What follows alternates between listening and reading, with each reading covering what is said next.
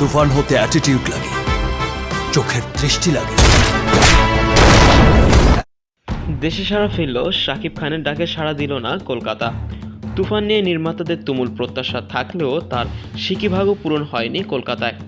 বাংলাদেশে এই ছবির টিকিট না পেয়ে যেখানে মারামারি লেগে যাচ্ছে, শুধু বাংলাদেশেই নয়, Dubai, Bahrain, Australia, Canada, America, Singapore, বেশ কিছু দেশ যেখানে বাংলাদেশিরা রয়েছে, সেখানে ভালো প্রতিক্রিয়া এই ছবি নিয়ে।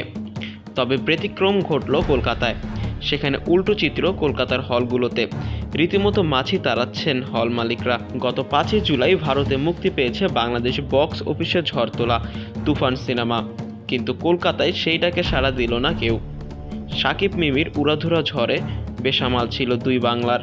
তুফানের দুটি গান লাগে উড়াধুরা এবং দুষ্ট কোকিল দুই বাংলাতেই হিট, তবে বক্স অফিসে তার প্রভাব পড়েনি।